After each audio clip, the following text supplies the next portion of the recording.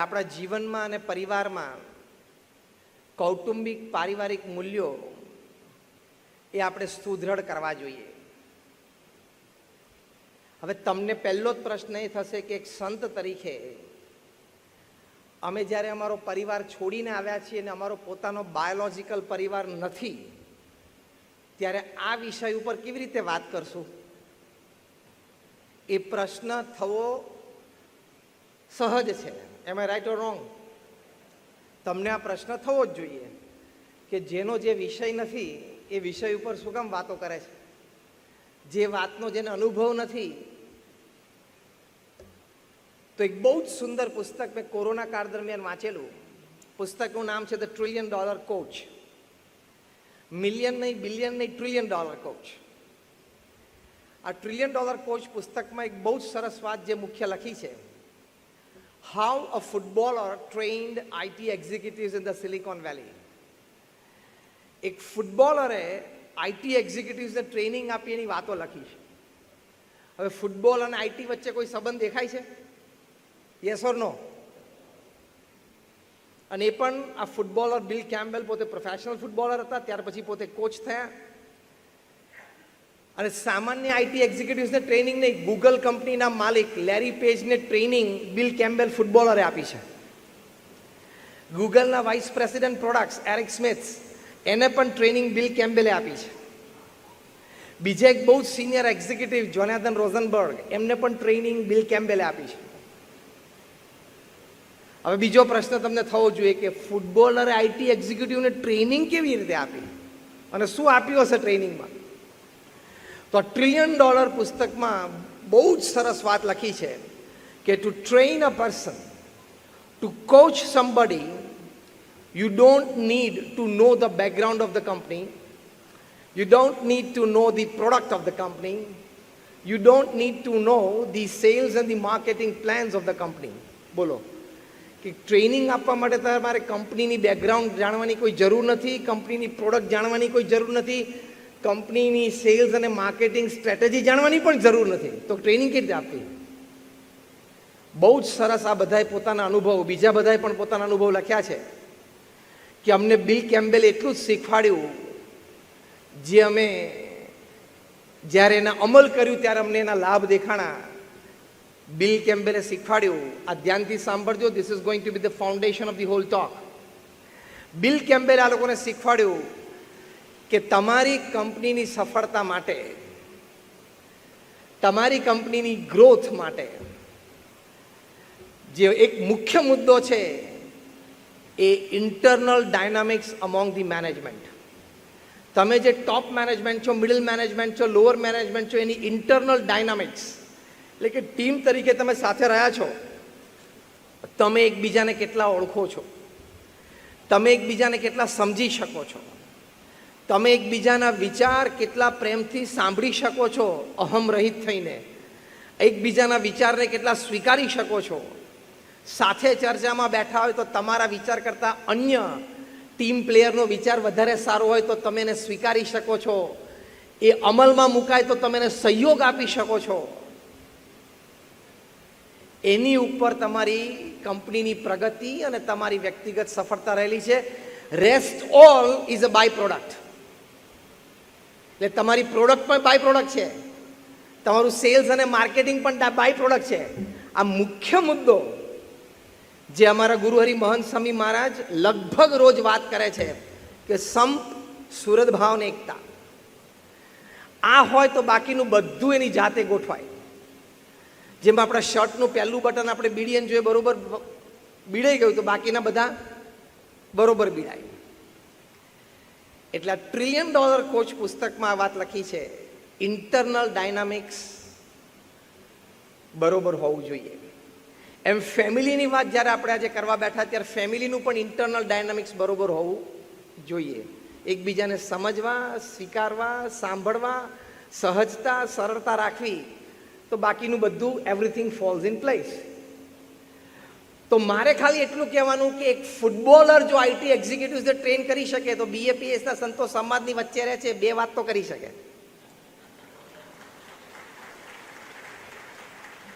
ભગવાન સ્વામિનારાયણના વખતથી સ્વામિનારાયણના સંતો સમાજની વચ્ચે રહ્યા છે, ઘરે ઘરે પધરામણી કરે છે, પરિવારના પુરુષ સભ્યોની સાથે બેસીને પરિવારના કોઈ પ્રશ્ન હોય તો એમાં વિમર્શ કરે છે. એટલે પ્રશ્નો પણ જાણે છે, પ્રશ્નનું સમાધાન પણ જાણે છે. એટલે બે વાત કરી શકે. બીજી વાત કરું, ઓલિમ્પિકના જેટલા ગોલ્ડ મેડાલિસ્ટ છે ને, અથવા તો જેટલા medallist, silver medal, bronze medal, એ બધા એના જે કોચ છે ને, એ 70% કોચ કોઈ દિવસ ઓલિમ્પિક રમ્યા જ નથી. આની પરથી ખબર પડી કે હું શું કહેવા માંગુ છું? ઓલિમ્પિકમાં મેડલ મેળવનારા જે રમતવીરો છે એમાંથી 70% of their coaches they have never played Olympics. છતાં એ પોતાના શિષ્યને ગોલ્ડ મેડલ સુધી પહોંચાડી શકે. કેમ? એ રમ્યો નથી. આ શબ્દો બરોબર યાદ રાખજો. એ રમત રમ્યો નથી, પણ રમતને બહાર બેઠા બેઠા જાણી છે સારી રીતે. એમ અમે પણ રમત રમ્યા નથી, પણ બહાર બેઠા બેઠા જાણી છે બહુ સારી રીતે. બહાર બેઠા બેઠા એક કોચે એનાલાઇઝ સારું કર્યું છે કે આપણી જે ટીમ છે એમાં ફોર્મેટ કઈ રાખવી. ફૂટબોલ હોય તો 4-3-2 રાખવી છે, 5-4-1 રાખવી, શું રાખવું છે? સામેની કઈ ટીમ રમે છે, એની સ્ટ્રેન્થ કઈ છે, એનું વીકનેસ કઈ છે, આપણી ટીમની સ્ટ્રેન્થ વીકનેસ કઈ છે, એટલું જ જાણે છે. અને યોગ્ય જગ્યાએ યોગ્ય પ્લેયરને ગોઠવી દે એટલે મેચ જીતે. એમ ઘણી વખત રમત રમનારા કરતાં બહારથી રમતને જોનારા, એનાલાઇઝ કરનારા એ રમતને વધારે સારી રીતે ઓળખી શકે છે. એમ અમે રમત રમ્યા નથી, પણ બહારથી એ રમતને બહુ સારી રીતે જોઈ છે અને એનાલાઇઝ કરી છે. એટલે family values in our lives, family values in our family, એની વાત આપણે સમજીને વિમર્શ કરી શકીએ. તો આ પ્રથમ અગત્યની આપણે વાત કરી કે સ્વીકાર. એક ફોર્મ્યુલા મેં બનાવી છે. It is called the TAAC formula, TAAC. T is tolerance, A is acceptance, another A is apologies, and C is compromise. Tolerance એટલે સહન કરી લેવું, એક્સેપ્ટન્સ એટલે સ્વીકારી લેવું, બીજું A એટલે એપોલોજીસ, ભૂલ હોય તો માફી માંગી લેવી, અને C એટલે કોમ્પ્રોમાઇઝ કરી લેવું. આ પ્રથમ ફેમિલી વેલ્યુ છે, TAAC. Repeat with me, TAAC. T for tolerance. અત્યારે હું કેજીનો ક્લાસ લઉં છું. T for tolerance, A for acceptance, A for apologies, C for compromise. આ ફોર્મ્યુલા તમારે ઘરે એપ્લાય કરવાની. આ બિલ કેમ્પબેલની ફોર્મ્યુલા લેરી પેજ માટેની છે. Tolerance, acceptance, apologies and compromise એટલે પરિવારમાં સંપ રહે, સુરદ ભાવ રહે અને એકતા રહે. એટલે પરિવારમાં બધાને સાથે રહેવાની મજા આવે, એકબીજાને ઇમોશનલ સપોર્ટ સારો રહે, કમ્યુનિકેશન ફેર ઇનફ અને ઇઝી રહે, એકબીજાની કંઈ ખામી હોય તો એના પૂરક બનવાની મજા આવે, એને ટીકા કે ટોકવાની નહીં, પૂરક બનવાની મજા આવે. આ બધા લાભ છે. અને if you are winning at the family, you will win at office. એ સિદ્ધાંત છે. પરિવારમાં તમારી જીત ચાલતી હોય ને, જીત એટલે જીદ નહીં, હા, મારું ધાર્યું થાય છે એમ નથી કહેતો. એમ પરિવારમાં જીત એટલે આખો પરિવાર આનંદથી સાથે રહેતો હોય ને, તો ઓફિસમાં તમારી જીત નક્કી જ છે. Take this statement. If you are winning in the family, you will win in the office. કારણ કે તમારું મન શાંત છે, તમે સારા નિર્ણય લઈ શકો છો, તમારી માટે તમારો પરિવાર આનંદ, ઉત્સાહ, ઉમંગથી સાથે બધા એન્જોય કરો છો. એટલે પ્રથમ અગત્યની આ વાત છે. જો તમે ટોલરન્સ, એક્સેપ્ટન્સ અને કોમ્પ્રોમાઇઝ ન રાખો તો પ્રશ્ન આવે અને આવે. હું એક પ્રશ્ન પૂછું અને તમારામાંથી કોઈ હાથ ઊંચો કરશે તો મને બહુ આનંદ આવશે. ના, કોઈ હાથ જ ઊંચો નહીં કરી શકે. તમારામાંથી કોઈ એવું બેઠું છે કે અત્યાર સુધીમાં ઘરમાં બધું મેં કહ્યું એમ જ થયું છે? આંગળી ઊંચી કરો તો.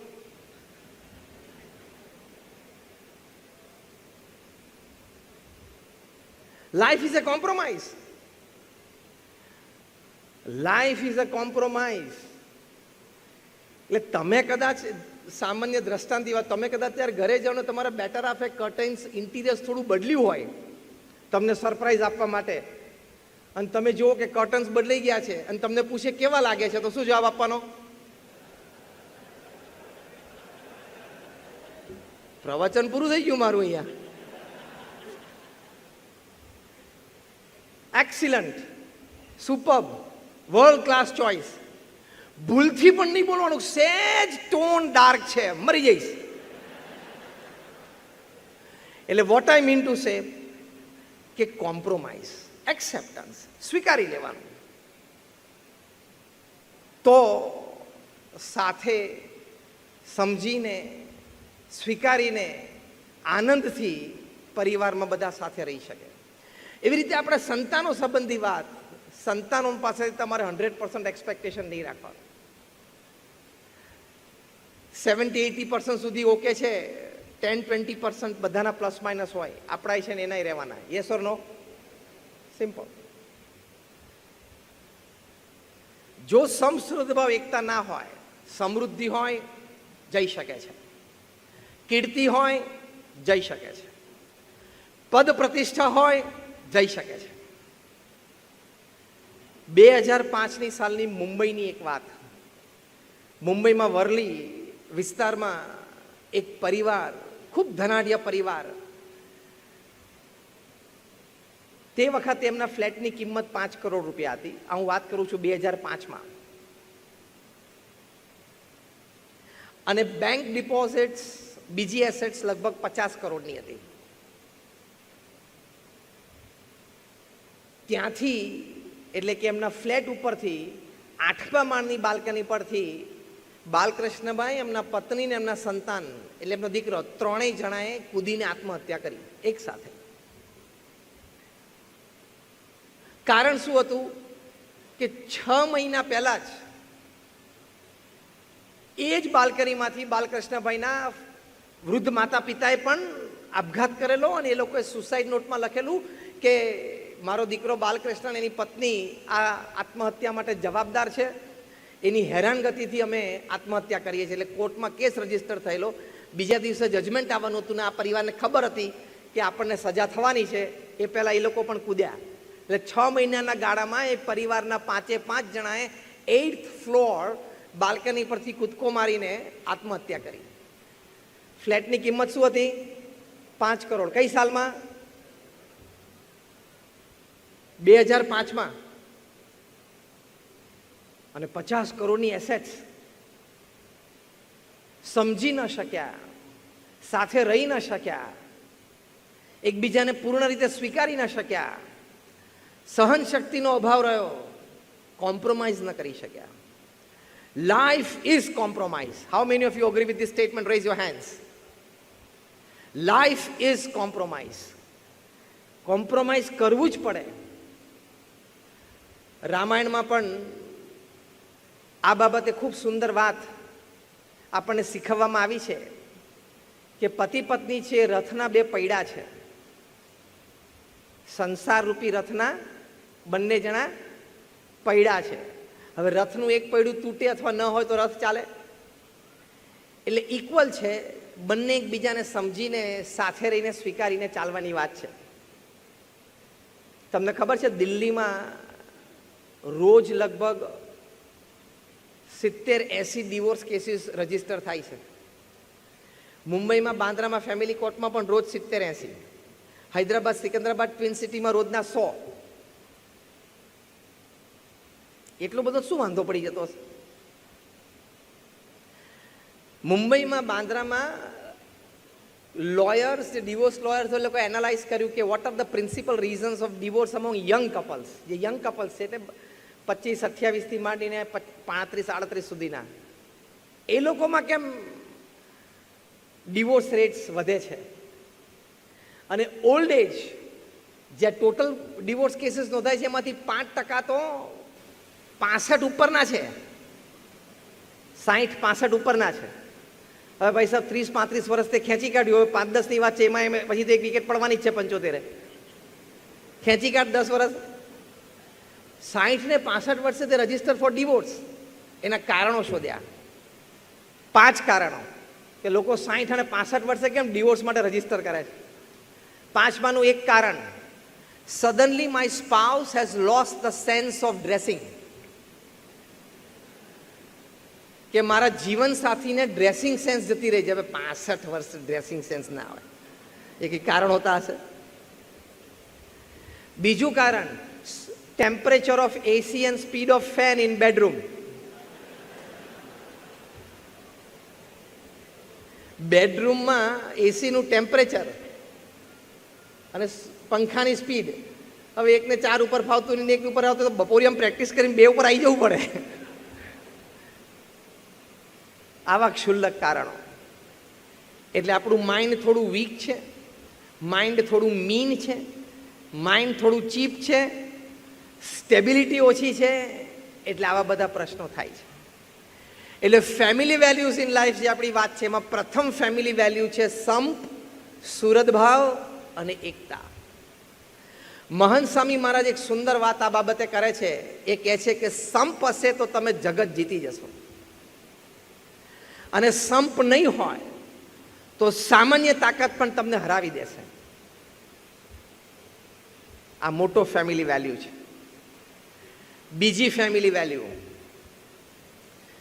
આપણી ભારતીય સંસ્કૃતિ, આપણી પરંપરા, આપણું કલ્ચર, આપણું ટ્રેડિશન, એના પ્રત્યે આદર, એના પ્રત્યે પ્રેમ અને એનું અનુસરણ એ દરેક પરિવારમાં જે વડીલો છે એની જવાબદારીમાં આવે છે કે પરિવારના દરેક સભ્યોને એનાથી અવગત કરવામાં આવે, એમાંથી પ્રેરણા લેવામાં આવે અને માર્ગે ચાલવા માટેની સપોર્ટ સિસ્ટમ ઘરમાં ઊભી થાય.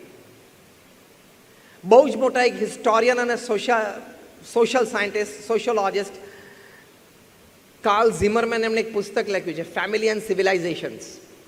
આ પુસ્તકમાં જે તે સંસ્કૃતિ નષ્ટ થઈ સામે પારિવારિક જીવનમાં વિચારોથી માંડીને વર્તનો સુધી ક્યાં ફેરફાર થયા એનો બહુ જ ઊંડો અભ્યાસ કરીને આ પુસ્તક લખ્યું છે ફેમિલી એન્ડ સિવિલાઇઝેશન. આ પુસ્તકમાં કાર્લ ઝિમરમેન પહેલો મુદ્દો લખે છે કે જે સંસ્કૃતિઓ નષ્ટપ્રાય થઈ એ સંસ્કૃતિમાં જે પરિવારો હતા એ પરિવારોને પ્રથમ એ અવગુણ એમના પરિવારમાં આવ્યો કે પરંપરાગત લગ્ન જીવન પ્રત્યેનો આદર એ ઘટતો ગયો, લગ્ન જીવનની પવિત્રતા એ ઘટતી ગઈ અને લગ્ન પ્રથા સામે પ્રશ્નો ઉઠવા માંડ્યા, જેને આપણે આજની ભાષામાં લિવ ઇન રિલેશનશિપ કહીએ છીએ. એ સંસ્કૃતિ અને સમાજને તોડવા માટેની વાત છે. પાછા મોટા મોટા કે ઘણી સેલિબ્રિટીઝને પૂછવામાં આવે કે do you believe in the institution of marriage? આવો પ્રશ્ન પૂછવામાં આવે કે તમે લગ્ન પ્રથાની પરંપરામાં માનો છો? એટલે પાછો પેલો સેલિબ્રિટી આમ 2 ખભા ઊંચા કરીને સ્ટાઇલથી બોલે, I am open to it, I am free to it. મૂરખ છું. આ ઇતિહાસ નહીં કે 21માંથી 19 સંસ્કૃતિઓ તૂટી ગઈ, નષ્ટપ્રાય થઈ ગઈ, એની પાછળનું મુખ્ય કારણ શું હતું એ આ સંશોધન છે. એટલે મોડર્નિટીમાં એકાઉન્ટેબિલિટી આવે છે. Am I right or wrong? Nothing comes without accountability. તમે ગમે તેટલા મોડર્ન થવાનો વિચાર કરતા હો, તમે વ્યક્તિ, પરિવાર, સમાજ અને દેશ અને ઓવરઓલ માનવતાને જવાબ આપવા બંધાયેલા છો. હા કે ના? Yes or no? Raise your hands. આપણે ને આધીન છીએ. પરિવારને, સમાજને, દેશને, માનવતાને દરેક વ્યક્તિ આધીન છે. જવાબ આપવો પડે છે. પહેલું આ કારણ બતાવ્યું. બીજું કારણ બતાવ્યું કે જે તે પરિવારોમાં કિશોરો અને યુવાનોની બળવાખોરી વૃત્તિ થઈ ગઈ. એ લોકો મા બાપની સલાહ, સૂચન અને આજ્ઞા એ ન ગણકારતા સ્વચ્છંદી થઈ ગયા. આ બીજું મોટું કારણ. અહીંયા ફેમિલી વેલ્યુઝની જરૂર પડે છે, સંસ્કારની. પ્રમુખ સ્વામી મહારાજ આ વાત બહુ સરસ કરતા. એ પોતે એમના વિશાળ અનુભવ પરથી કહેતા, એમના ઊંડા શાણપણમાંથી કહેતા અને સત્શાસ્ત્રોના અભિપ્રાયને સમજીને કહેતા. પ્રમુખ સ્વામી મહારાજ કહેતા, એક્ઝેક્ટ વર્ડ્સ હું કોટ કરું છું, કે જો તમે તમારા સંતાનો અને પરિવારજનોને સંસ્કારિત નહીં કરો તો તો એક દિવસ એવો આવશે કે તમારે સંપત્તિ અને સંતતિ બે ખોવાનો વારો આવશે.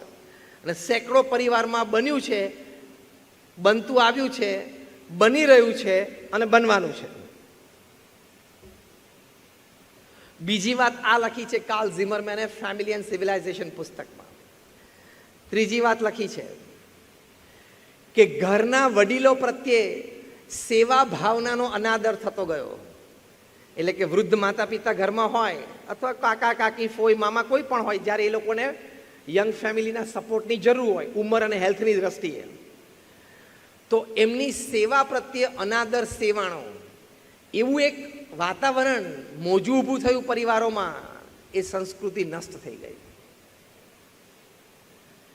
આપણી તો શ્રવણની સંસ્કૃતિ છે. માતા પિતાની સેવા કરવી એ આપણી પરંપરા છે, આપણી ફરજ છે. અને પરંપરા અને ફરજ કરતાં પણ મોટી વાત આપણું ગૌરવ છે. It's a human dignity. તો આ ત્રીજી વાત કાર્લ ઝિમરમેને લખી છે વડીલોના આદર માટે, વડીલોની સેવા માટે. ચોથી વાત એમને બહુ જ સ્પષ્ટ લખી છે કે વ્યભિચાર પ્રત્યે લોકોને આકર્ષણ વધતું ગયું. વ્યભિચારને પરિવાર અને સમાજના અમુક વર્ગે માન્ય રાખ્યો. એ પણ પરિવાર અને સમાજ નષ્ટપ્રાય થાય એની માટેનું મુખ્ય કારણ હતું. આ બહુ સંશોધન પછી એમણે આ બધું લખેલું છે. તો ફેમિલી એન્ડ સિવિલાઇઝેશન પુસ્તકમાં જે વાતો લખી છે એ આ ફેમિલી વેલ્યુઝની વાતો છે, પરિવારના મૂલ્યો માટેની વાતો છે. અને late me tell you, if you won the hall world but if you lost your family you will be tagged as a loser. તમે આખી દુનિયા જીતી વેપાર ધંધામાં, તમે એમ કહો કે હું કાંઈ નહોતો, એમાંથી મેં 500 કરોડનો વેપાર કર્યો, અભિનંદન. 5000 કરોડનો કર્યો, વિશેષ અભિનંદન. પણ ઘરે પરિવારમાં તમે સમસુરતભાવ એકતા ન સાચવી શક્યા તો ઓવરઓલ તમારી છાતી ઉપર સિક્કો વિનરનો નહીં લાગે, લૂઝરનો લાગશે. તમે જીવન હારેલા છો, જીતેલા નથી. એટલે બહુ જ પારિવારિક મૂલ્યોમાં 3 વાત આપણે સમજવાની છે. એમાં પહેલી વાત આપણે સમસુરતભાવ એકતાની પરિવારમાં એ ભાવનાઓ આપણે જોઈ. આ વાત કરી કે પતિ પત્ની એકબીજાને સારી રીતે સમજે. હવે આમાં તમને ચોરીમાં કોઈએ બાવડું પકડીને બેસાડેલા, કોઈ તમને ટીંગા ટોળી કરીને લઈ ગયેલું હોય તો કોઈક આંગળી ઊંચી કરજો. જો કે હમણાં તો કરવું અઘરું છે નહીં. આપણે આપણી ચોઈસથી ગયેલા. Was the choice yours? Tell me yes or no. Again, was the choice yours? Yes or no? You should abide by your choice. લગ્ન કરવા માટેનું પાત્ર તમારી ચોઈસ હતી, હા કે ના? તો એ ચોઈસને નિભાવવી, એ ચોઈસ મારી હતી એટલે મારે એ ચોઈસને પ્રામાણિક રહેવું એ મનુષ્યનું ગૌરવ છે. Do you agree with it or not? એ ગૌરવ સાથે આપણે જીવવું પડે. એ ચોઈસ મારી હતી, મેં જે તે સમયે ચોઈસ કરી હતી, પછી તો નિભાવવાનું. પ્રમુખ સ્વામી મહારાજ એક બહુ જ સરસ સલાહ આપતા, કારણ કે એમને એમના જીવનમાં જે જન સમાજ,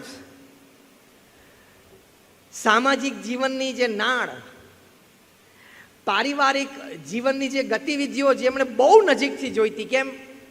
પ્રમુખ સ્વામી મહારાજ એમના જીવનકાળ દરમિયાન 3.5 લાખ ઘરોમાં પધરામણી કરેલી છે. પ્રમુખ સ્વામી મહારાજને લોકો પત્ર લખતા, વ્યક્તિગત પ્રશ્ન હોય, પારિવારિક પ્રશ્ન હોય, વ્યવસાયિક પ્રશ્ન હોય, એની માટે એવા 7.5 લાખ પત્રોના જવાબ પ્રમુખ સ્વામી મહારાજે લેખિત આપ્યા છે. પ્રમુખ સ્વામી મહારાજે પોતે ગુરુપદે આવ્યા 51 વર્ષની ઉંમરે. એટલે પોતાની 51 થી 95ની ઉંમર સુધી, આ ધ્યાનથી સાંભળજો આ સ્ટેટિસ્ટિક્સ, તમને આમ ફૂલ એનર્જાઇઝ કરી દેશે.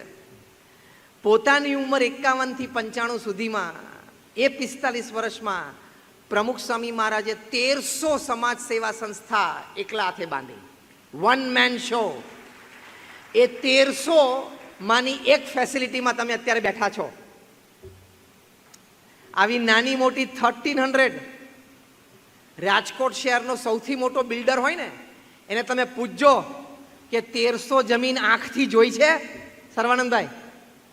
નહીં ને, કોઈએ નહીં જોઈ હોય. ત્યાં નેશનલ ડેવલપર્સ મીટ હતી હૈદરાબાદમાં. ભારતભરના બધા ડેવલપર્સ અને બિલ્ડર્સ ભેગા હતા જે નેશનલ લેવલ ઉપર કામ કરતા હોય. મેં એમને આ પ્રશ્ન પૂછેલો, ક્યાંય કોઈ આંગળી મોચી નહોતી કરી. 1300 એ તમે અહીંથી મુંબઈ બાય રોડ જતા હોય ને રોડ ઉપરથી આમ નજર ફેરવીને ખેતર જોયા હોય નહીં ગણવાના. તમે પર્પસફુલી જે જમીન જોઈ હોય, પર્પસફુલી હેતુસભર કે ભાઈ આ જમીનની કંઈક ડિટેલ હોય તો લાવો, કંઈક વાત હોય તો કંઈક વિચારીએ, એવા હેતુથી જોઈએ એની વાત કરું છું. પ્રમુખ સ્વામી મહારાજે 1300 જમીન ઉપર 1300 પ્રોજેક્ટ પૂરા કર્યા. અને એ પાછા નોન રેસિડેન્શિયલ, નોન કમર્શિયલ, બાંધીને વેચવાના નહોતા. જેમાં બાંધીને વેચવાનું નહોતું એમ.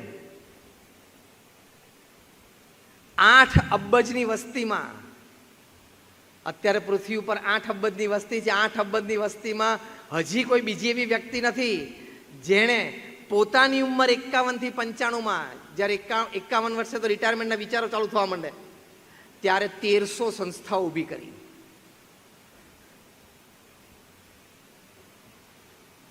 બે 2016માં મહંત સ્વામી મહારાજ 82 વર્ષની ઉંમરે ગુરુપદે આવે. આ બે ઇતિહાસ હું તમને 2-3 મિનિટમાં એટલા માટે કહું છું કે કઈ કક્ષાના અનુભવ પરથી આ મહાપુરુષોએ આપણને પારિવારિક મૂલ્યોની શીખ આપી છે. કારણ કે વ્યક્તિના શબ્દની કિંમત એ વ્યક્તિના જીવન પરથી નક્કી થાય. કોઈ પણ બેટ્સમેન આઉટ થાય ને એટલે પાનના ગલ્લે પણ ઘણી ચર્ચાઓ થતી હોય છે, પણ એક દિવસે બીજા દિવસે કોઈના નામથી છાપામાં છપાય નહીં. અને સુનિલ ગવાસ્કર કે રવિ શાસ્ત્રી એક કોમેન્ટ આપે ને એટલે ટાઈમ્સના ટાઇટલ પેજ ઉપર આવે. કેમ? રમત રમેલા છે 25 વર્ષ. એમ પ્રમુખ સ્વામી મહારાજે 45 વર્ષ ગુરુપદે અને ટોટલ 65 વર્ષ સમાજની વચ્ચે રહ્યા. 8 દાયકાઓ સમાજની વચ્ચે રહ્યા. મહંત સ્વામી મહારાજ 82 વર્ષની ઉંમરે 2016માં ગુરુપદે આવ્યા. મને 8 અબજની વસ્તીમાં એક વ્યક્તિ બતાવો કે જેણે 82 વર્ષની ઉંમરે આવી જાયન્ટ મલ્ટીનેશનલ કોર્પોરેશન જેવી સંસ્થાની CEO તરીકે જવાબદારી સ્વીકારી હોય. Not a single person, only one, Mahant Swami મહારાજ. 82 વર્ષે કોઈ ચેરમેન બને, ચેરમેન એમેરિટસ પણ બને, CEO ના બની શકે. CEO એટલે રોજિંદો વ્યવહાર થયો, રોજિંદો વહીવટ થયો, નાની નાની પ્રવૃત્તિમાં ઇન્વોલ્વ થવાનું થયું. 82 થી આજે એમની ઉંમર 91 થઈ. 82 થી 91માં એમણે 450 hospital, hostel, school, college, community centre, સંસ્કાર કેન્દ્ર, મંદિર, અક્ષરધામની ભેટ સમાજને આપી. દર 8મા દિવસે મહંત સ્વામી મહારાજે 82 થી 91માં દર 8મા દિવસે એક રો જમીન મળી, એને લીગલી ક્લિયર કરી. એ જમીન ઉપર શું કરવું છે BAPS ટ્રસ્ટી બોર્ડમાં નક્કી થયું. Hospital, hostel, school, college, community centre, સંસ્કાર કેન્દ્ર, મંદિર, અક્ષરધામ. BAPS NPO છે, નોન પ્રોફિટ ઓર્ગેનાઇઝેશન, એટલે સમાજમાંથી ચેરિટી રૂપે ફંડ્સ રેઝ થયા. આર્કિટેક્ટે પ્લાન ડિઝાઇન કર્યા, આર્કિટેક્ટના પ્લાન પાસ થયા. અઘરી વાત. પછી લોકલ ગવર્મેન્ટ બોડીઝે ક્લિયર કર્યા, ટેન્ડર્સ ડિશ આઉટ થયા, ટેન્ડર પાસ થયા, કોન્ટ્રાક્ટર નક્કી થયો, ખાતમુહૂર્ત થયું, 2-5 માળની ઇમારત બંધાઈ ગઈ.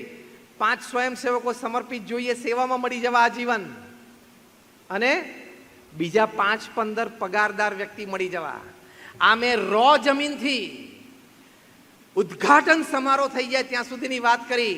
એ પ્રમુખ સ્વામી મહારાજે 45 વર્ષ સુધી દર 15મા દિવસે, મહંત સ્વામી મહારાજ છેલ્લા 9 વર્ષથી દર 8મા દિવસે કરે છે.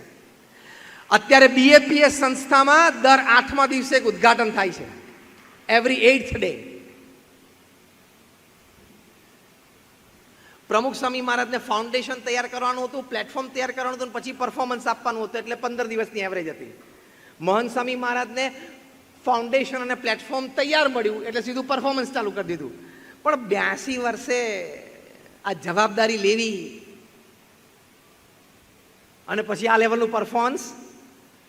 છેલ્લા 2.5 મહિનામાં મહંત સ્વામી મહારાજે શું કર્યું?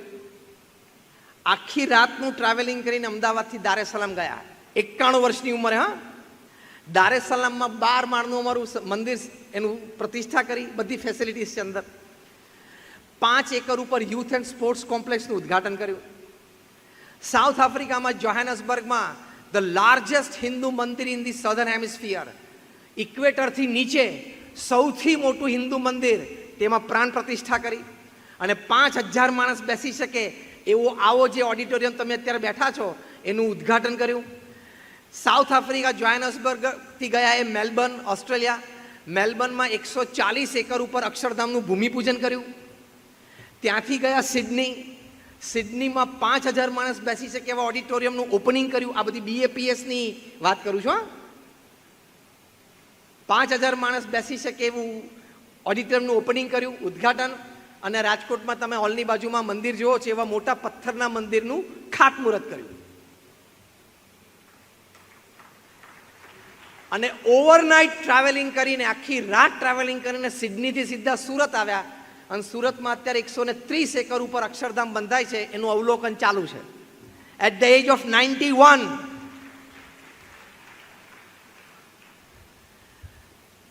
જેણે સમાજને આટલું આપ્યું હોય, હું પ્રમુખ સ્વામી મહારાજ અને મહંત સ્વામી મહારાજની વાત કરું છું, સમાજની વચ્ચે આટલા રહ્યા હોય, જે આ પત્ર અને પધરામણીના સ્ટેટિસ્ટિક્સ પ્રમુખ સ્વામી મહારાજને કીધા ને એ જ મહંત સ્વામી મહારાજને પણ લાગુ પડે છે. ડિફરન્સ એટલું કે પ્રમુખ સ્વામી મહારાજે ગુરુપદે આવ્યા પછી કર્યા અને મહંત સ્વામી મહારાજે ગુરુપદે આવ્યા પહેલા કરેલા છે. બાકી આંકડા સરખા જ છે. એમનો અનુભવ કેટલો. અગેન હું તમને વાત યાદ કરાવું. રોહિત શર્મા આઉટ થાય એટલે તમારી પાસે પણ સાચું કારણ હોય જે તમે પાનના ગલ્લે ચર્ચા કરતા હોય, પણ તમારા નામ સાથે સ્ટેટમેન્ટ છપાય, જોરથી બોલો તો, નહીં. અને સુનિલ ગવાસ્કર અને રવિ શાસ્ત્રી કોમેન્ટેટર્સ બોક્સમાં એસીમાં બેઠા બેઠા એક સ્ટેટમેન્ટ નાખે એટલે, અને જો એમાં જરા ટોકીને વઢીને બોલે તો પ્લેયરની કારકિર્દી ઉપર પ્રશ્ન આવી જાય. એ કક્ષા જુદી છે. એમ પ્રમુખ સ્વામી મહારાજ, મહંત સ્વામી મહારાજને અનુભવ, તો એમણે પારિવારિક જીવન વિશે આ વાત કરી કે જો તમે તમારા સંતાનોને સંસ્કાર નહીં આપો તો સંપત્તિ અને સંતતિ બેય ખોવાનો વારો આવશે. આ ફેમિલી વેલ્યુઝ છે. આપણા સંતાનોના શિક્ષણ માટે આપણે જાગૃત છીએ, અભિનંદન. બેસ્ટ એજ્યુકેશન આપણા સંતાનોને આપવું.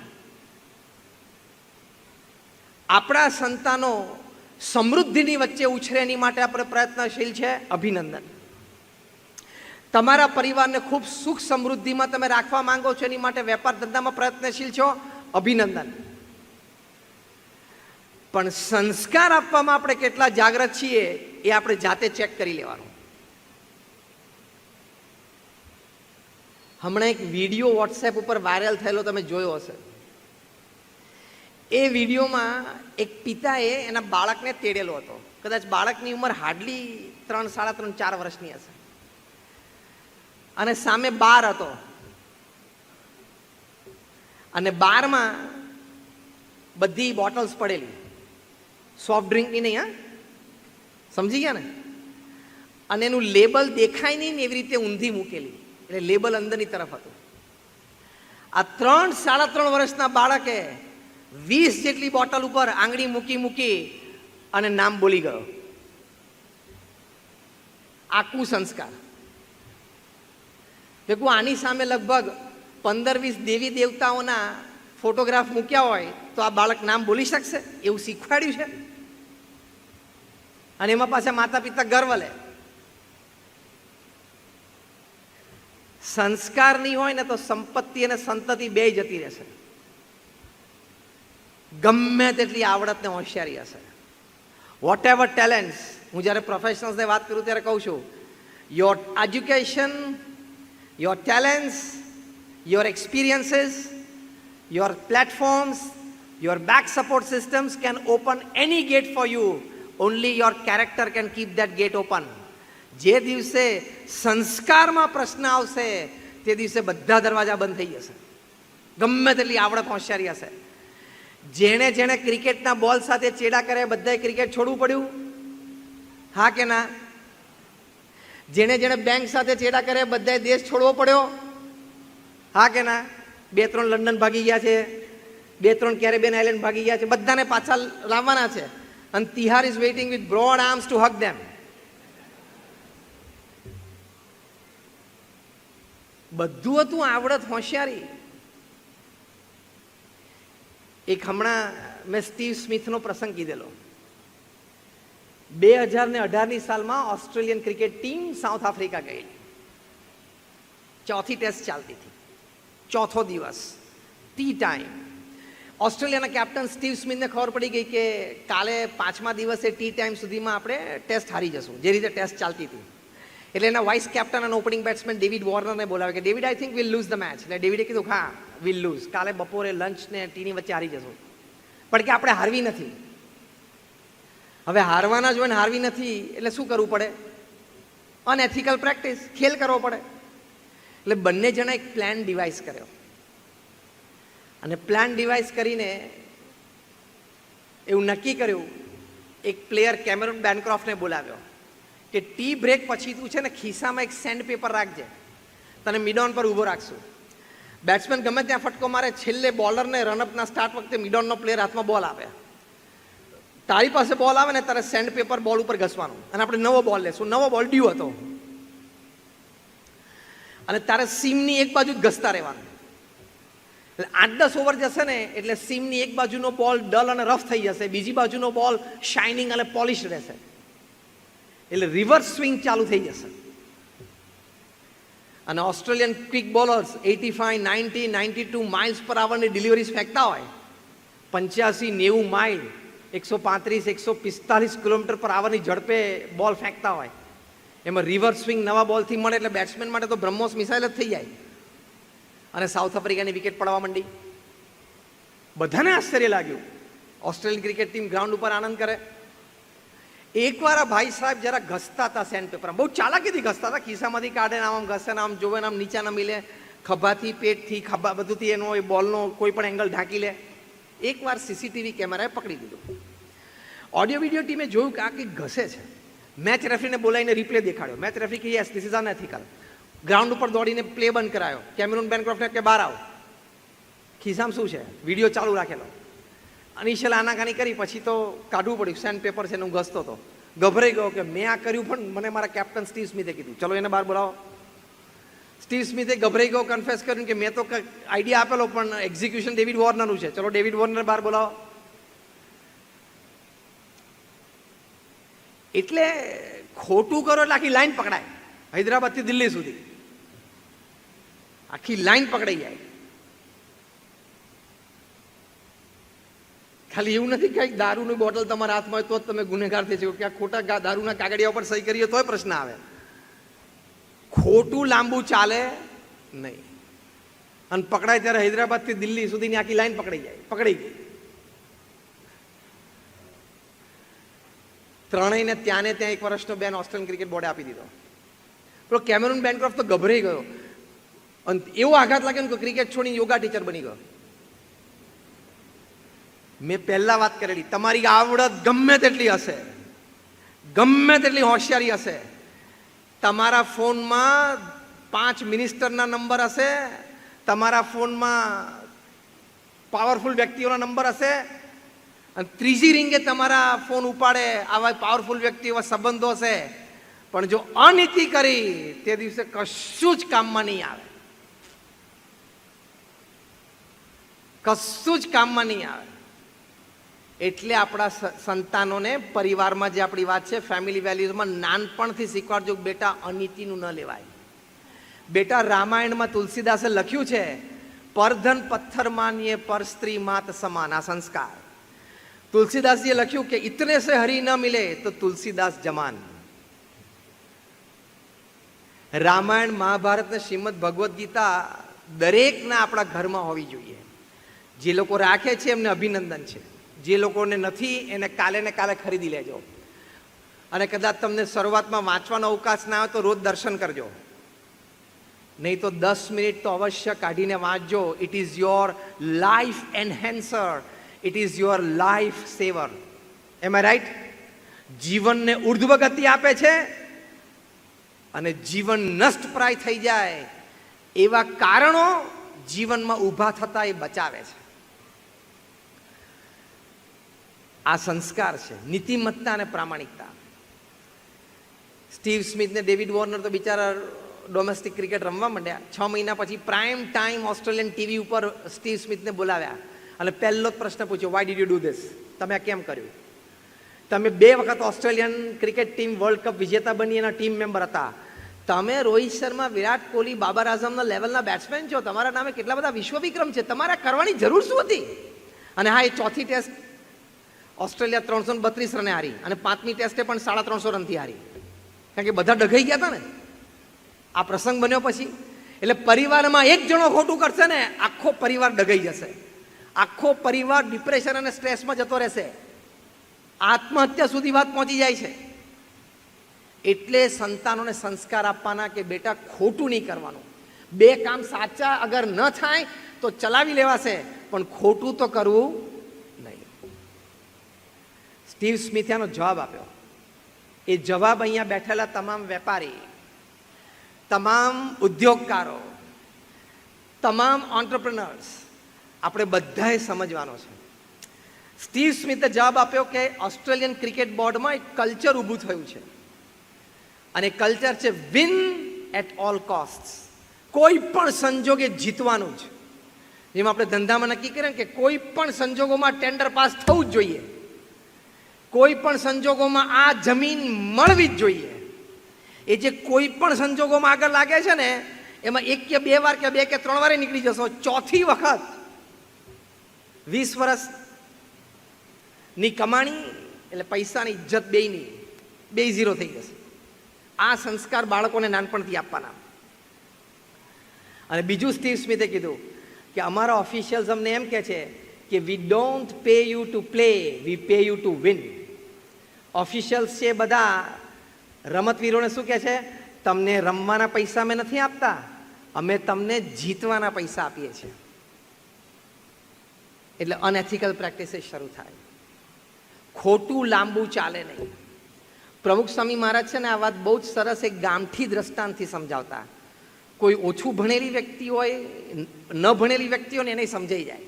પ્રમુખ સ્વામી મહારાજ દ્રષ્ટાંત આપતા હતા, આ મુદ્દો સમજાવતા નીતિમત્તા અને પ્રામાણિકતાનો, કે તમે કૂવામાં ડૂબકી મારો, કૂવામાં નીચે જઈને તમે સંડાસ કરશો તો તમે બહાર આવશો પહેલાં તમારું પોત પ્રકાશી જશે ને બધાને ખબર પડે કે તમે નીચે જઈને કર્યું છે શું. આ ગામઠી ભાષામાં સમજાવતા, પણ આપણને આ મુદ્દો સમજાવતા કે અંધારામાં પણ તમે કંઈક ખોટું કર્યું હશે ને, ઇટ હેઝ ટુ સી. અંગ્રેજીમાં કહેવત છે the light of the day. રાત્રિના અંધકારમાં પણ કંઈક ખોટું કર્યું હશે, એ પણ દિવસની રોશની જોશે તો ખરું, એટલે આખું ગામ એને જોશે. એ નીતિમત્તા અને પ્રામાણિકતા. આ બીજી મોટી ફેમિલી વેલ્યુ. પહેલી કઈ વાત કરી? સમ, સુરત ભાવ ને એકતા, tolerance, acceptance, apologies and compromise. એ પહેલી વાત. બીજી વાત નીતિમત્તા અને પ્રામાણિકતા. એ આપણે પણ રાખવાની, વેપાર ધંધામાં, સંબંધોમાં પણ રાખવાની, આપણા સંતાનોને પણ શીખવાડવાનું.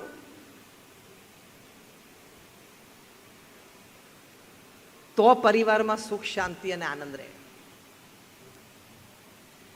ત્રીજી એક અગત્યની વાત છે પેરેન્ટિંગ. એક બહુ જ સરસ પુસ્તક, parenting with love and logic. આ પુસ્તક ફોસ્ટર ક્લાઇન અને જીમ ફે આ બંને જણે લખ્યું છે. મેં એનું જીસ્ટ વાંચ્યું છે, આખું પુસ્તક નથી વાંચ્યું, પણ એનો સારાંશ. એમાં બહુ લખ્યું છે કે raise your children with love and logic. તમારા સંતાનોનો ઉછેર તમે પ્રેમથી પણ કરો અને તર્ક બુદ્ધિમત્તાથી પણ કરો. પ્રેમ એટલે એને અનકન્ડિશનલ પ્રેમ, નિસ્વાર્થ નિર્વ્યાજ પ્રેમ આપવાનો. અનકન્ડિશનલ સપોર્ટ, કોઈ પણ શરત વગર એને પૂરો સહકાર આપવાનો, તમારા સંતાનોને આપવાની વાત છે. અને ત્રીજી વાત કરી છે કે ડીપલી અન્ડરસ્ટેન્ડિંગ યોર ચિલ્ડ્રન, કે એની રસ રુચિ શું છે, એને શેમાં આનંદ આવે છે, એનામાં સ્ટ્રેન્થ કઈ છે, એનામાં વીકનેસ કઈ છે. ટૂંકમાં તમારા ધંધાકીય સ્પર્ધકને જેટલી જાણવાનો પ્રયત્ન કરો છો ને એટલું તમારા બાળકને જાણવાનો પ્રયત્ન કરવાનો છે. Am I right? As simple as that. અને પેરેન્ટિંગ વિથ લવની આ વાત કરી. પેરેન્ટિંગ વિથ લોજિક, તર્ક અને બુદ્ધિમત્તાથી ઉછેર કેવી રીતે કરો. તેમાં પહેલી વાત લખી છે ટીચ યોર ચિલ્ડ્રન રિસ્પોન્સિબિલિટી, જવાબદારી. ટીચ યોર ચિલ્ડ્રન એકાઉન્ટેબિલિટી, કે એ સ્વતંત્ર નથી, એ આધીન છે અને એને જવાબ આપવાનો છે. આ બે વાત સંતાનોને તમે નાનપણથી શીખવાડો.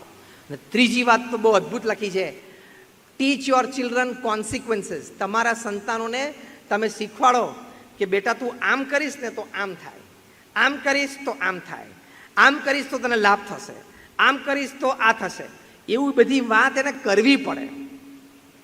એટલે સમય કાઢીને એની સાથે બેસવું પડે. આ વાત પ્રમુખ સ્વામી મહારાજ બહુ સરસ રીતે કહેતા. પ્રમુખ સ્વામી મહારાજનું આ પૃથ્વી ઉપર 95 વર્ષમાં સૌથી મોટું યોગદાન જે માનવતાને હોય, જે પેઢીઓ નહીં, સદીઓ નહીં, પણ યુગો સુધી, જ્યાં સુધી આ સૂર્ય અને ચંદ્ર આ પૃથ્વી ઉપર તપશે ત્યાં સુધી એમનું સૌથી મોટું યોગદાન એ ઘર સભા છે. એ પોતે આ એમનું હૃદય અમૃત છે. કહેતા કે પરિવારમાં રોજ, ઘર સભા એટલે પરિવારમાં અઠવાડિયે ઓછામાં ઓછું 2 વખત, જો રોજ ન થઈ શકે તો પરિવારમાં 20-30 મિનિટ માટે બધાએ સાથે બેસવું. બધાએ પોતાનો પ્રાણ પ્યારો મોબાઈલ ફોન, પ્રાણથી અધિક વાલો મોબાઈલ ફોન, એનું શું કરવું એ વખતે? બોલો, જે બોલ્યા છો ને, અમે કઈ જોવા નથી આવવાના, પણ તમે મંદિરમાં આ વાત બોલ્યા છો એટલે છાતી ઉપર હાથ રાખીને પ્રામાણિકપણે કાલથી આનું અમલીકરણ કરજો. એ વખતે મોબાઈલ ફોન બાજુમાં મૂકી દેવાનો, એટલે બાજુની રૂમમાં, નહીં તો બાજુ મૂક્યો ને તો પાછી આમ નજર જાય કરે, બાજુની રૂમમાં મૂકી દેવાનો. 20-30 મિનિટ માટે સાથે બેસવું. પ્રથમ 5 મિનિટ તમને જે પણ ભગવાનના સ્વરૂપમાં શ્રદ્ધા હોય, તમારા કુળદેવી હોય, એમનું નામ સ્મરણ અને પ્રાર્થના કરવા, જેથી પરિવારમાં શ્રદ્ધા અને ભક્તિ વધે. બીજી 10 મિનિટ આપણા રામાયણ, મહાભારત, શ્રીમદ ભાગવત, શ્રીમદ ભગવદ્ ગીતા જેવા મહાન ગ્રંથો, જેનાથી આપણા જીવનનું ઘડતર થાય, આપણા ચારિત્રનું ઘડતર થાય, આપણી માનસિકતા પરિપક્વ બને, આપણો ઢાળો આધ્યાત્મિક બને, આપણું વ્યક્તિગત, પારિવારિક, સામાજિક જીવન પવિત્ર બને, એવા અમૃત ગ્રંથો, એનું 10 મિનિટ સુધી વાંચન કરવું. તમે પ્રમુખ સ્વામી મહારાજના જીવન ચરિત્રનું પણ વાંચન કરી શકો છો. પછી 5 મિનિટ પરિવારજનોએ ચર્ચા કરી, કોને કઈ વાત ગમી ને કઈ વાત સારી લાગી. પછી છેલ્લે આપણા ઈષ્ટદેવ, એમની આરતી ઉતારી અને બધાએ છૂટા પડવું. પ્રમુખ સ્વામી મહારાજ આને ઘર સભા કહેતા, અને પોતે પૂર્ણ આત્મવિશ્વાસથી, અને BAPS સંસ્થામાં લાખો પરિવાર આ ઘર સભા કરે છે, એ અનુભવ પરથી એક વાક્ય બોલતા, એ પણ એમને શબ્દશ કોટ કરું છું. પ્રમુખ સ્વામી મહારાજ કહેતા કે ઘર સભાથી વિશ્વ શાંતિ થશે. દરેક ઘરમાં ઘર સભા થાય તો દરેક પરિવારમાં શાંતિ થાય. પરિવારમાં એટલે સમાજમાં, સમાજમાં એટલે દેશમાં, અને દેશમાં એટલે વિશ્વમાં.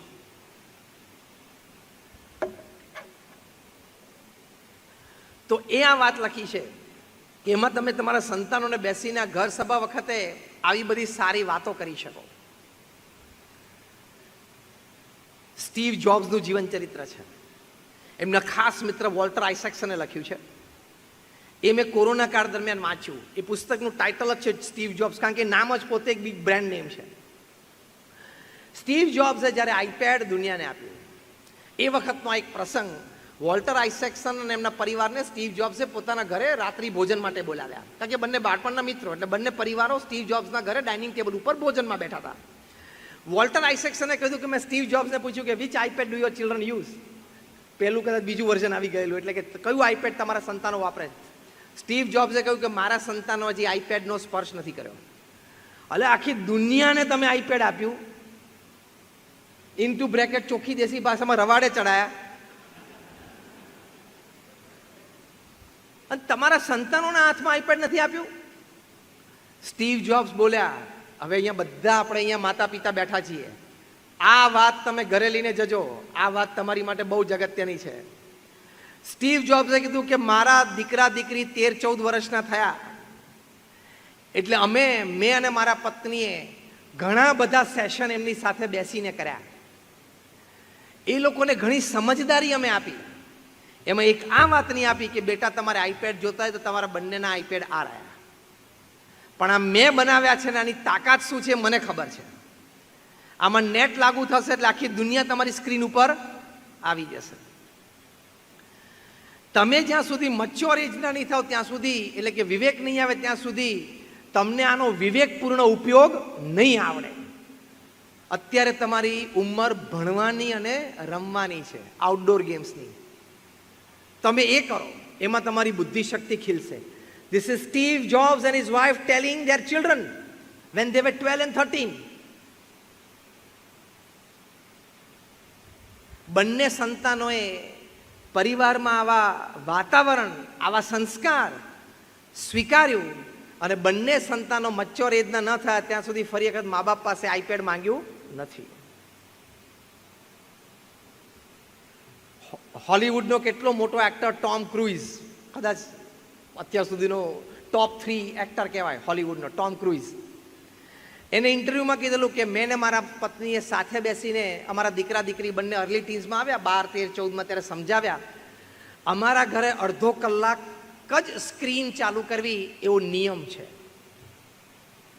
સ્ટીફન સ્પિલબર્ગ, હોલિવૂડના કેટલા મોટા ડિરેક્ટર કહેવાય, કદાચ નંબર 1 કહેવાય સ્ટીફન સ્પિલબર્ગ. એ અને એમના પત્નીએ ઘરે એક શીટ બનાવી છે. તમે બનાવો છો ને કારખાનામાં બધી જગ્યાએ શીટ, માલ ક્યારે આવ્યો, કેટલો આવ્યો, ક્વોલિટી કેવી છે, ક્યાંથી આવ્યો, કયા ભાવે આવ્યો, ગઈ વખતનો ભાવ કેટલો હતો, 15 દિવસનો ભાવ ફેર કેટલો થયો, બેયનો, માણસનો પદાર્થનો. એ બધી જે શીટ બને છે ને, સ્ટીફન સ્પિલબર્ગે આ શીટ ફેમિલી માટે બનાવી છે, એટલે કે પોતાના સંતાનો માટે. એમાં કોલમ્સ કેવી છે, રોજ સ્કૂલે ગયા એની માટે સવારે ઉઠાડવા માટે મારે કે મારા પત્નીએ પ્રયત્ન કરવો પડ્યો કે અલાર્મથી કે એકવાર ઉઠાડવાથી ઉઠી ગયા, અને કોઈ પણ જાતની કકડાટ કર્યા વગર સ્કૂલે ગયા. સ્કૂલનું બિહેવિયર એની એક કોલમ, સ્કૂલમાં જે વીકલી ટેસ્ટ થાય ને, અઠવાડિયે ટેસ્ટ થતી હોય, એ વીકલી ટેસ્ટમાં એનું પરફોર્મન્સ માર્ક, એનું કોલમ. મિત્રો સાથે રમતી વખતે ઝઘડ્યા કે નથી ઝઘડ્યા, અપશબ્દ બોલ્યા કે નથી બોલ્યા, ક્લાસમાંથી સ્કૂલમાંથી ફરિયાદ આવી છે કે નથી આવી, આવી આખી એક શીટ બનાવી આ બધી કોલમ્સની. અને એ શીટમાં એ માર્ક્સ મૂકે પતિ પત્ની બંને રોજ રાત્રે, અને બાળકો એમાં આ અઠવાડિયે પસાર થાય અને પાસ થાય, અને જેટલા માર્ક્સ મળે એ પ્રમાણે આવતા અઠવાડિયાનો સ્ક્રીન ટાઈમ નક્કી થાય.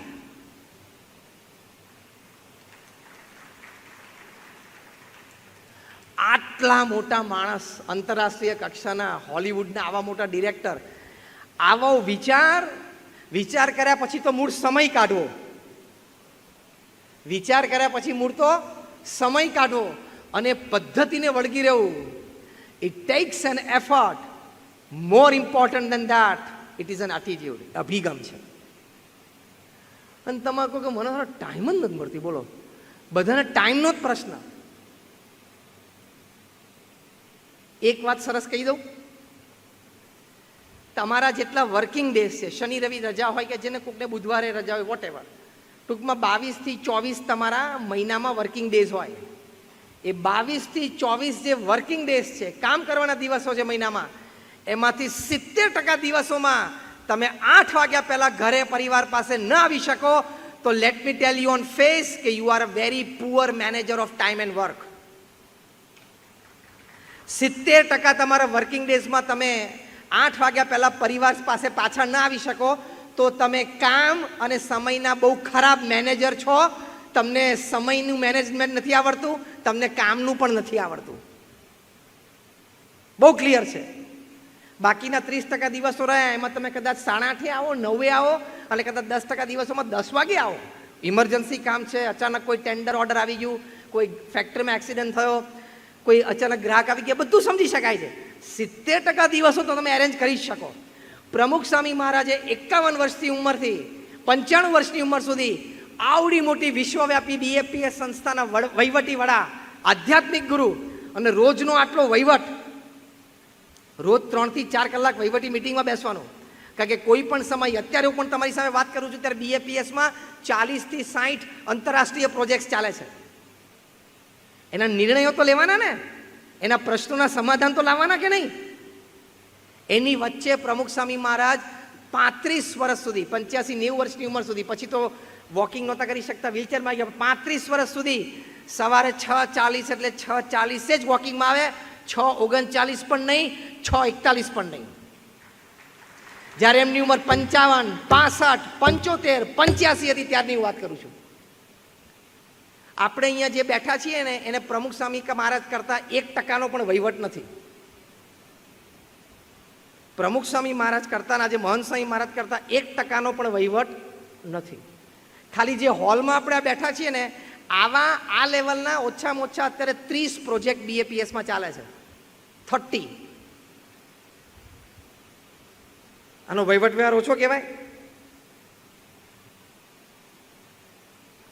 સવારે 7:30 વાગે પ્રમુખ સ્વામી મહારાજ પૂજામાં આવતા એટલે 7:30 જ, 7:25 પર નહીં, 7:35 પર નહીં. એ જો આટલો ટાઈમ મેન્ટેન કરી શકતા હોય, સાંજે 7 વાગે સત્સંગ સભામાં આવે તો સાંજે 7 વાગે આવવાનું જ હોય. સવારે 500 થી 700 વ્યક્તિઓને વ્યક્તિગત મુલાકાત આપતા. હા, આ એક આંકડો રહી ગયો. 40 લાખ લોકોને વ્યક્તિગત મળીને એના પ્રશ્નનું સમાધાન કર્યું છે. સવારે 500-700 ને મળતા, બપોરે 1 થી 1:30 500 થી 700 ને મળતા, રાત્રે પણ 9 થી 9:30 500 થી 700 વ્યક્તિઓને રૂબરૂ મળતા, એનો પ્રશ્ન બેલિટીમાં સાંભળતા, એને ઉત્તર આપતા, એનું સમાધાન આપતા. અને તમે મને સમાજમાંથી એક વ્યક્તિ લઈ આવો, એક કે જેમ કે મેં મારા પ્રશ્ન, મારી મૂંઝવણ કે મારી તકલીફો પ્રમુખ સ્વામી મહારાજને કહેલી કે મહંત સ્વામી મહારાજને કહેલી, એમને મને પત્રમાં આ ઉત્તર સમાધાન લખ્યું, અથવા ફોન ઉપર મને આ સમાધાન સૂચવ્યું, અથવા તો રૂબરૂ મુલાકાતમાં મને આ સમજણ આપી, અથવા તો આ માર્ગ બતાવ્યો, એ ઉપર હું ચાલ્યો અને હું આજે દુઃખી છું, એવી એક વ્યક્તિ તને સમાજમાં નહીં મળે. પૂર્ણ ખાલી અનુભવ નહીં, સ્પિરિચ્યુઅલ વિઝડમમાંથી એ વાત કરતા. એ જો આટલો ટાઈમ મેન્ટેન કરી શક્યા તો તમે મેન્ટેન ના કરી શકો? પરિવારને સંસ્કાર આપવા હશે અને પરિવારને મૂલ્યો શીખવાડવા પડશે તો તમે ડિસિપ્લિન્ડ લાઈફ જીવવી જરૂરી છે. આ પારિવારિક મૂલ્ય છે,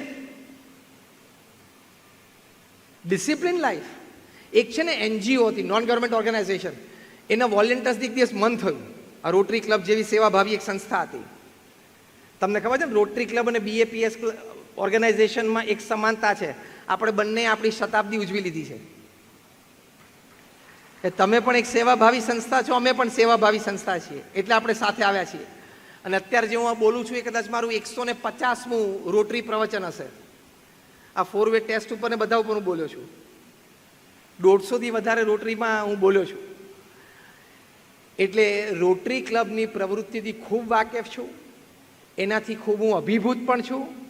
ખાલી ક્લબમાં પ્રવચન કે ડિસ્ટ્રિક્ટ કોન્ફરન્સમાં પ્રવચન નહીં, ઘણા બધા રોટરીના સેવાભાવી પ્રોજેક્ટ્સના ઉદ્ઘાટન પણ મેં કર્યા છે. એ પ્રસંગે પણ હાજર રહ્યો છું અને ખરેખર દિલ લઈને રોટેરિયન સેવા કરે છે એ મેં નજરે જોયું છે, એ મેં અનુભવ્યું છે. એ તમારા જીવનનું એક પોઝિટિવ પાસું છે. પણ આ ડિસિપ્લિન્ડ લાઈફ, એટલે આપણે વાત કરતા હતા, એક NGO આવી હતી, એણે એક સંશોધન કર્યું કે જેના ઘરમાં સંતાનો 10-12 વર્ષના હોય એવા પહેલા પરિવાર એ લોકોએ સર્વે કર્યો, ટેલિફોન ડિરેક્ટરી બીજા ત્રીજામાંથી શહેરમાં. પછી એવા પરિવારોને રાત્રે 9 વાગ્યા પછી ફોન કરવો અને માતા કે પિતાને પૂછવું તમારા સંતાનો ઘરે આવી ગયા રાત્રે 9 વાગ્યા, 10, 12, 15 વર્ષના સંતાનો. આજે આખા દિવસમાં એમણે શું કર્યું, તમે અવગત છો એનાથી? એનું હોમવર્ક કર્યું, અડધું અત્યારે કર્યું, અડધું કાલ સવારે કરવાનું હોય, વોટ એવર ધ પ્લાનિંગ, પણ હોમવર્ક કર્યું, તમે સાથે બેઠા, તમે સાથે જમ્યા હતા આજે? એવા 5-7 પ્રશ્નો પૂછવા. એ લોકોને એક ફેમિલી લાઈફનો સર્વે કરવો હતો, જે આપણે અત્યારે ચર્ચા ચાલે છે. હરીશભાઈ, ફેમિલી લાઈફનો સર્વે. તો એના વોલેન્ટિયર્સ એક દિવસ બેસી ગયા, પરિવાર તો લિસ્ટ તો તૈયાર થઈ ગયું હતું, ફોન જ કરવાના હતા. 100 પરિવારોને ફોન કર્યા.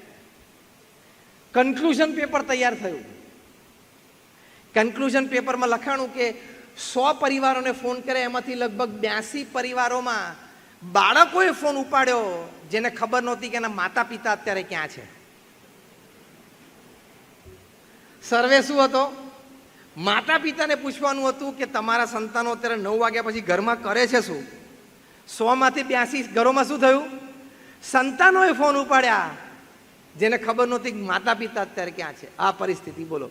એટલે આ ડિસિપ્લિન લાઈફ, 70% દિવસોમાં રાત્રે 8 વાગ્યા પહેલા ઘરે આવી જ જવાનું. Family is the most important aspect. તમે આ ડિસિપ્લિનથી જીવશો તો તમારા સંતાનોને આ શિસ્ત રૂપી જે મૂલ્ય એ નાનપણથી શીખશે.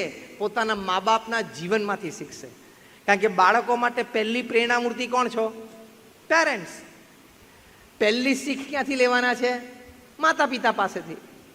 હાર્વર્ડ યુનિવર્સિટીનો સર્વે છે કે બાળકો સૌથી પહેલા ગાળ બોલતા શીખે છે એના માતા પિતા પાસેથી, અને એમાં પણ એની માતા પાસેથી.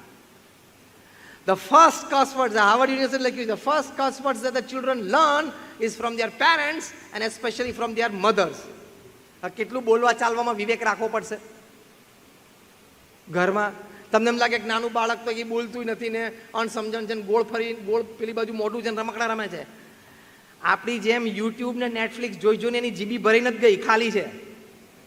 આપણે જે ભરી દીધી છે ને કચરાથી, લાલ બટન, લીલા બટનથી, લાલ એટલે યુટ્યુબ ને લીલું એટલે વોટ્સએપ, એનાથી જે ભરી દીધી છે ને ત્રીજું નેટફ્લિક્સ, આ બધું મફતના ભાવે મળે છે.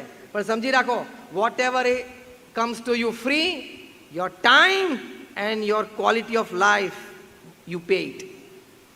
જે તમને મફત મળે છે ને, આ ડેટા મફત જેવો જ છે, પણ સામે ચૂકવણું શું છે? જીવનનો કિંમતી સમય અને સંસ્કાર. એટલે પૈસાથી તમે નથી ચૂકવતા ડેટાનું બિલ, નેટફ્લિક્સનું બિલ તમે પૈસાથી નથી, પૈસા તો સામાન્ય છે, 200-500 રૂપિયા.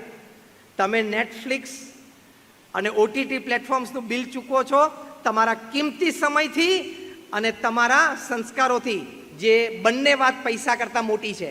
યસ ઓર નો? આ મૂર્ખામી ના કરાય.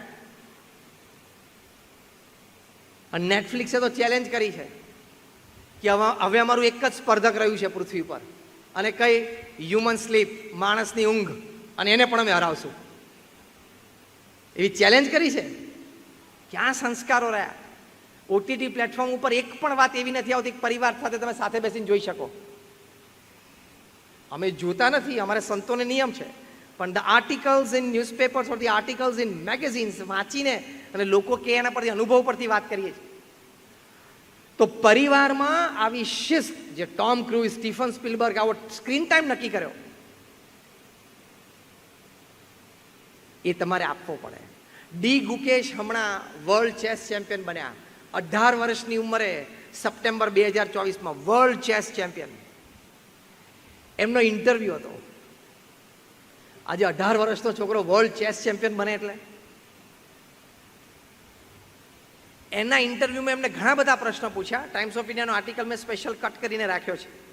એમાં ડી ગુકેશે બહુ સરસ વાત કરી કે મારા પિતા રજનીકાંતભાઈ એ પોતે ઈએનટી સર્જન, પણ રજનીકાંતભાઈએ પોતાના કરિયરનો ભોગ આપ્યો, કારણ કે બાળક આટલો તેજસ્વી નીકળ્યો ચેસમાં નાનપણથી, એટલે હવે એની ટ્રેનિંગ ને એને બીજી સિટીમાં ટુર્નામેન્ટમાં લઈ જવો, નેશનલ સર્કિટ ઉપર તો એ 11 વર્ષની ઉંમરે રમવા માંડેલો. એટલે કોકે તો માતા કે પિતા સાથે રહેવું જ પડે, એટલે એના પિતાએ પોતાની કારકિર્દીનો ભોગ આપ્યો. એમની માતા, એમનું નામ પદ્મકુમારી, એ પોતે માઇક્રોબાયોલોજિસ્ટ, એટલે એમની કાર્યવાહી અને વ્યવસાયથી પરિવારનો વ્યવહાર ચાલતો. ડી ગુકેશે કહ્યું કે મારી માતા મને કાયમ એક વાત કરતી, જ્યારે હું ટુર્નામેન્ટ જીતીને આવતો, સિટી લેવલ, સ્ટેટ લેવલ કે નેશનલ લેવલની, ત્યારે મારી માતા મને એક જ વાત કરતી, રાજી થતી, મને પ્રેમથી ભેટીને આશીર્વાદ આપતી અને મોઢામાં મીઠું મોઢું કરાવતી, એટલે કે આમ આનંદ વ્યક્ત કરતી. પણ એક વાત મારી માતા હંમેશા મને કરતી. ડી ગુકેશે કહ્યું કે મારી માતા મને કહેતી, Gukesh, I am happy that you are a great chess player. તું બહુ મોટો ચેસ પ્લેયર છું, એનાથી હું ખૂબ રાજી છું. But I will be more happier when people will tell me that Gukesh is a great person.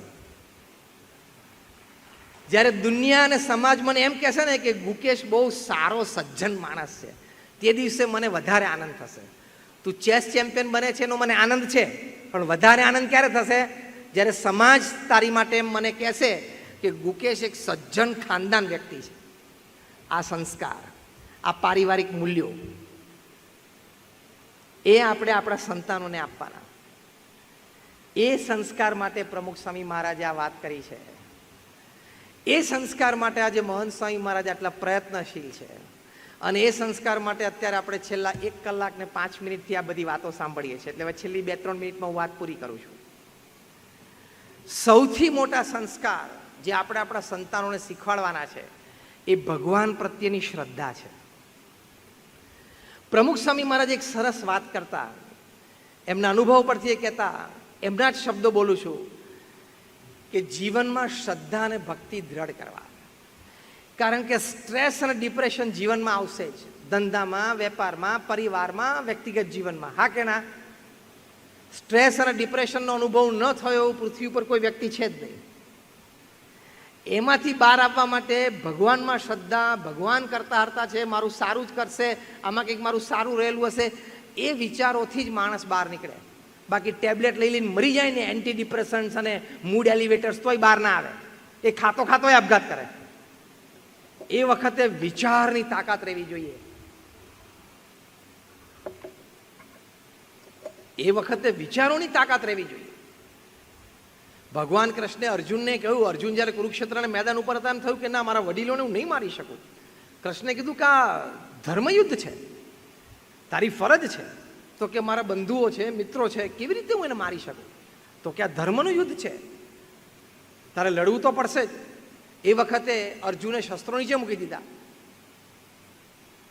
તો કૃષ્ણ ભગવાન એની વખતે જે મોડર્ન સ્ટ્રેસ મેનેજમેન્ટની ટેકનિક આ બધા કન્સલ્ટન્ટ શીખવાડે છે, એવું વિકી કરી.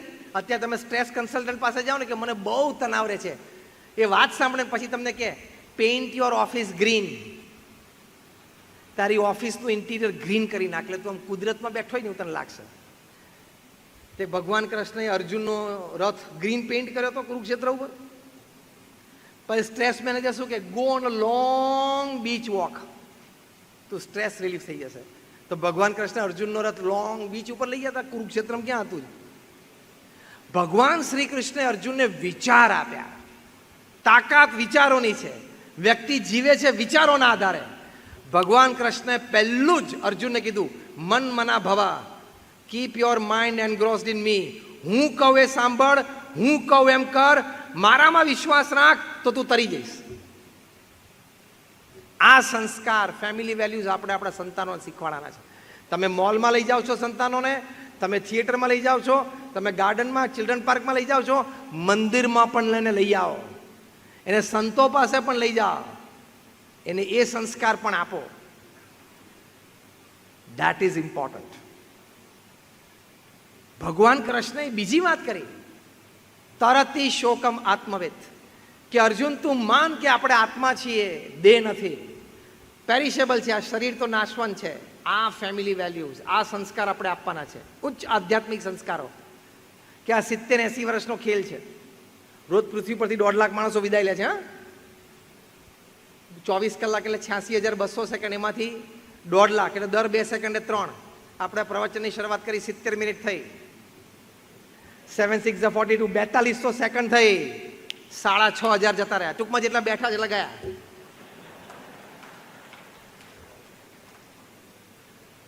હવે 1.5 લાખનું રોજનું પિકઅપ છે પૃથ્વી પરથી, અને ભગવાન નક્કી કરે કે કાલનું ફૂલ પિકઅપ રાજકોટ ઉપર રાખવું છે. તો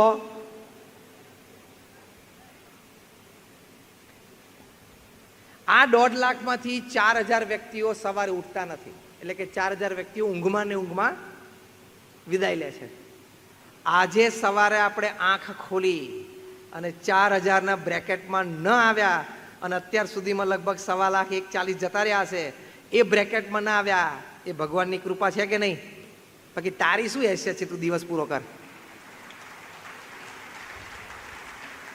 બાકી આપણી શું હેસિયત છે કે આપણે દિવસ પૂરો કરીએ? અરે લોકો 22 વર્ષના છોકરા ક્રિકેટ રમતા રમતા હાર્ટ એટેક આવે છે. વાંચો છો ન્યૂઝપેપરમાં બધે, ગરબા રમતા રમતા હાર્ટ એટેક આવી જાય 18-25 વર્ષના છોકરા છોકરીઓને. એટલે આપણી શું હેસિયત કે આપણે દિવસ પૂરો કરીએ? એટલે ખોટા ફાંકામાં નહીં રહેવાનું, આમ છાતીના 2 બટન ખોલીને કોલ ઊંચા કરીને આજે રાત્રે 4,000ના બ્રેકેટમાં આવી જઈશ તો પત ખબર નહીં પડે કાલ સવારે. એટલે આ એક સમજદારી, આ મોટા સંસ્કાર છે કે બેટા જીવન તો બહુ ટૂંકું છે ને નાશવંત છે. સારું કામ, સદપ્રવૃત્તિ, સદવિચાર, સદ અભિગમ, પવિત્રતાથી જીવવું એ જીવનશૈલી છે. આ સંસ્કાર પરિવારમાં આપણે આપવાના. આ વાતો આપણા સત્શાસ્ત્રોમાં છે. તો આ થોડીક વાતો પારિવારિક મૂલ્યોની છે, જે દરેક પરિવારે સમજવાની છે. આ વાત નવી નથી, તમે લોકો આનું અમલીકરણ નથી કરતા એવું નથી. વત્તા ઓછા અંશે આપણે બધાના પરિવારમાં આનું અમલીકરણ છે, પણ ટુડે ઇઝ ધ ડે. આજે 5 રોટરી ક્લબ ભેગી થઈ છે અને ખૂબ સંપથી તમે આ કાર્યક્રમ કર્યો છે, તો એ અમલીકરણ આપણા પરિવારમાં વધારે મજબૂતાઈથી થાય એની માટેની આ વાત છે. મેં કોઈ તમને નવી શીખ નથી આપી. ઠીક 2-4 દ્રષ્ટાંત તો પ્લસ માઇનસ હશે, પણ આ વાત આપણને બધાને ખબર છે. Application is important. એટલે ભગવાન સ્વામિનારાયણના ચરણોમાં અમે પ્રાર્થના કરીએ છીએ. ગુરુ હરિ પ્રમુખ સ્વામી મહારાજ અને મહંત સ્વામી મહારાજના ચરણોમાં પ્રાર્થના છે કે આપ સર્વેના જીવનમાં અને પરિવારોમાં આ મૂલ્યો દ્રઢ છે, વિશેષ દ્રઢ થાય એની માટે પ્રાર્થના.